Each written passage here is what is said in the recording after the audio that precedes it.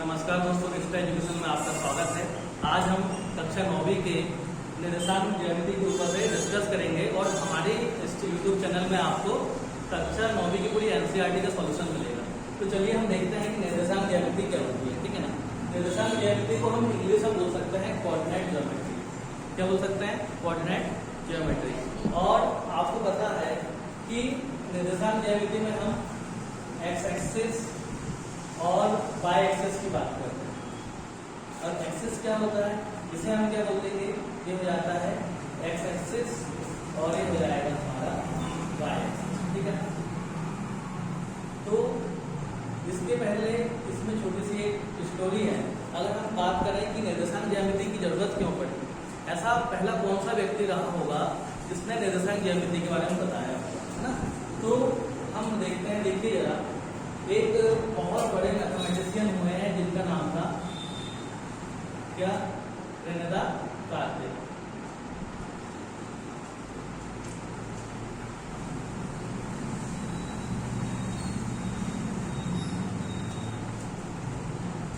तो रेने कार्ते ने निर्देशांक ज्यामिति के बारे में फर्स्टली बताया। तो अब कैसे इजाद हुआ इस चीज का, तो इस बारे में हम देखते हैं। जब रेने कार्ते उनके जो सिटी में रहते थे, उनके लोग उनको क्या बोलते थे कि आप बहुत लेजी पर्सन है। क्या है? लेजी। लेजी मीन्स क्या होता है? आलसी। हाँ या ना। अब ऐसा क्यों बोला जाता था? कोई इसका विशेष कारण रहा होगा। तो देखिए जरा, क्या होता था, इनका ये मानना था कि कोई भी चीज अगर हम सोच रहे हैं, हाँ या ना, कि कोई भी चीज अगर हम थिंक कर रहे हैं या सोच रहे हैं, तो हमको ना कि चेयर में ना बैठ के, आया ना खड़े खड़े सोचना है। तो क्या तरीके बताया था उन्होंने बताया था कि एक बेड लगा हुआ है और बेड में अगर आप लेट के या सोच रहे हैं तो आपकी जो थिंकिंग पावर होगी वो ज्यादा बेटर होगी। ऐसा किनका मानना था? रेने कार्ते का। तो इस कारण को यहाँ के लोग क्या बोलते हैं कि भैया आप लेजी, आलसी। मगर उनको इस चीज से मतलब नहीं था। आपको पता है कि जो भी मैथमेटिशियन रहते हैं या वैज्ञानिक रहते हैं, उनमें कुछ अलग प्रतिभा छुपी होती है कि नहीं? बताइए। बिल्कुल रहती है, डेफिनेटली। तो क्या हुआ, एक बार ये ऐसे ही अपने बेड पे लेट के कुछ सोच रहे थे, हाँ या ना। तो इन्होंने क्या किया, आपको पता है जैसे हमारा क्लासरूम है, और अगर हम क्लासरूम की बात करें तो उसमें देखिए ये यहाँ पे लेटे हुए थे। इन्होंने इनका जो रूप था, रूप मीन्स क्या? छत के मिड पे एक पॉइंट फिक्स किया, हाँ या ना। इन्होंने रेने कार्ते ने, और रेने कार्ते ने सोचा कि अब अगर मुझे इसे मेजर करना है, मेजर मीन्स क्या? नापना है, तो मैं कैसे इसको मापूंगा, हाँ या ना। ऐसा किन्होंने बताया? रेने कार्ते ने बताया कि अगर मैं मान के चलो इसको यहाँ से मेजर कर लेता हूँ, तो ये तो इसका पर्टिकुलर माप आ जाएगा, हाँ या ना। इसके सहायता से मेजर कर सकता है। और अगर मुझे फिर ज्यादा माप चाहिए तो मैं कैसे बताऊंगा, हाँ या ना। और अगर मान के चलो मुझे ज्यादा माप भी चाहिए और ये भी चाहिए, तो एक स्केल की सहायता से आप ज्यादा माप तो बता सकते हैं। मगर चारों माप बताने के लिए उन्होंने फिर क्या? इसका स्टडी करना चालू किया, शोध करना चालू किया, हाँ या ना। और आपको पता है कोई भी थ्योरी एक दिन में निकल के नहीं आती है, बहुत सालों लग जाते हैं, हाँ या ना। क्लियर ना। तो बहुत सालों लग जाते हैं। उन्होंने इसके बारे में शोध किया, तो वो अंतिम इसमें पहुंचे कि भैया अगर कोई भी ऐसे पॉइंट्स आपके रहेंगे, हाँ या ना, तो हम किसका इस्तेमाल करेंगे? हम इस्तेमाल करेंगे निर्देशांक ज्यामिति का। किसका यूज करेंगे हम? निर्देशांक ज्यामिति का यूज करेंगे। अब निर्देशांक ज्यामिति का यूज करेंगे तो उन्होंने बताया कि जो आपकी वाली लाइन होगी, इसे आप एक्स एक्सिस बोलेंगे, ये हमेशा आपकी क्या रहेगी? पॉजिटिव रहेगी, हाँ या ना। और ये हो जाएगी हमारी नेगेटिव हो जाएगी। ठीक है। उसी प्रकार उन्होंने बताया कि ये आपका जो बाय होगा ये होगा पॉजिटिव, और ये क्या हो जाएगा हमारा? नेगेटिव। क्लियर?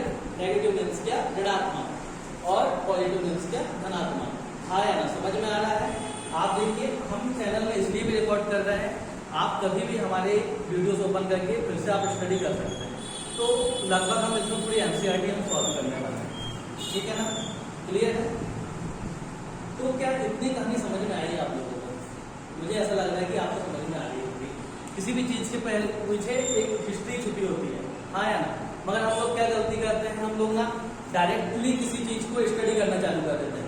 कि भैया बता दीजिए कि यहाँ का कोऑर्डिनेट क्या है, कैसा क्या है, तो बस निकाल दिया, आंसर लिख के आ गया, हो गया। मगर इसको हम ढूंढना है कंप्लीट स्टडी नहीं बोलेंगे, क्लियर कि नहीं?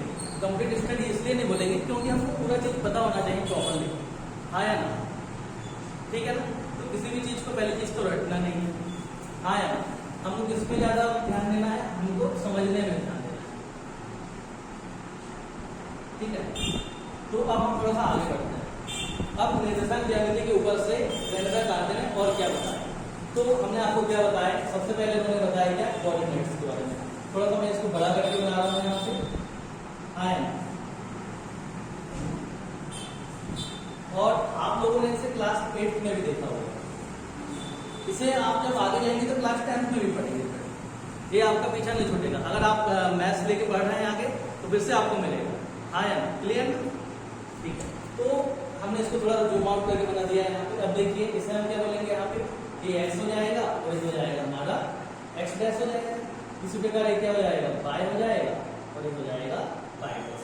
अब इन्होंने क्या बताया, ये इसमें जो कोऑर्डिनेट्स बन रहे हैं ना, कोऑर्डिनेट्स मतलब क्या, चतुर्थांश। चतुर्थांश कैसे बोल रहे हैं हम, आप देखिए अगर उन्होंने इसके 4 भाग किए, मतलब हम इसको काउंट करें 1 2 3 एंड 4। 4 मीन्स क्या, चतुर्थांश। चतुर्थांश क्यों बोल रहे हैं, क्योंकि इसके पार्ट्स कितने हैं, 4 है, क्लियर ना? तो उन्होंने यहाँ से इसको नेमिंग करना चालू किया। उन्होंने बताया कि फर्स्ट क्या हो गया, फर्स्ट चतुर्थांश हो गया। इंग्लिश में अगर बोलूं तो फर्स्ट कोऑर्डिनेट हो जाएगा, क्लियर है? उसी प्रकार हो जाएगा हमारा सेकंड कोऑर्डिनेट, ये हो जाएगा थर्ड कोऑर्डिनेट और ये हो जाएगा हमारा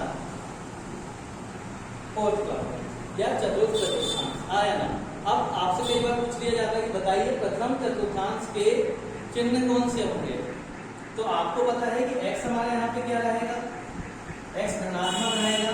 कभी भी हम लिखते हैं तो लिखने का तरीका हमारा पहला x होता है, दूसरा पॉइंट होता है हमारा y।